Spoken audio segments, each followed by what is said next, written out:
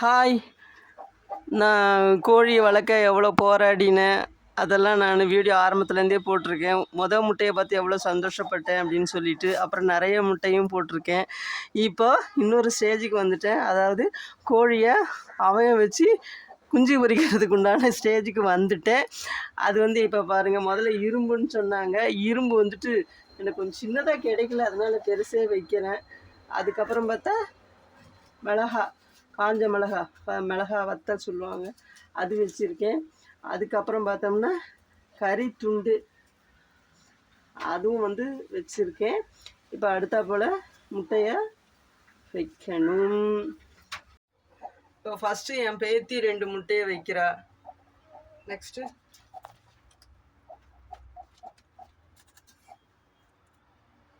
அடுத்தா போல் என் மருமக வைக்கிறா.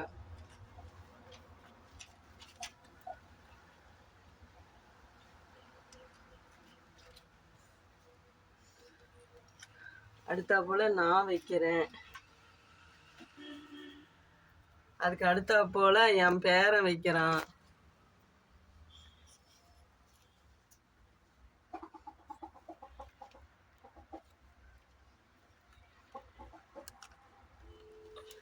ஸோ முதல்ல ஒரு 9 முட்டை தான் வைக்கிறேன், ஃபஸ்ட்டு டைம்ன்றதுனால. அதுக்கப்புறம் பார்ப்போம். இப்போ அடுத்தா போல் கோழியை கொண்டு வைக்க போகிறோம்.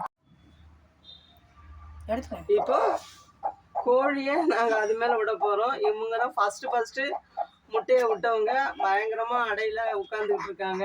ஸோ அவங்கள தான் நாங்கள் வைக்க போகிறோம். என் பேத்தியாவை தான் வைப்பானா. இந்த முன்னாடியே வெயி, இங்கே வெய், அது உட்காந்துக்கும். வெயி, அங்கே காலை முட்டை மேலே வைக்காதுக்கு, இங்கே வெய்.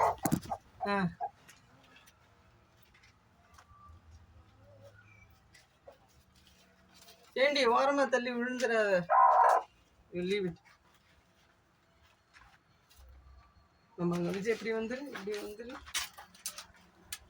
இப்படி வந்துட்டு அது பார்த்து விழுந்துடாது. வெளியில தள்ளி விட்டுரும் போல இருக்கு. சரி, வரேன் நான். கோழி முட்டை மேலே செட்டில் ஆயிடுச்சு. இப்போ அது இது மேலே இப்படி வச்சுருவோம். இதில் நிறைய கோல் இருக்குது, அது வழியாக அதுக்கு காற்றுலாம் நல்லா போகும். அப்புறம் இருந்தாலும் கொஞ்சம் ஒரு லைட்டாக கவர் பண்ணணும்.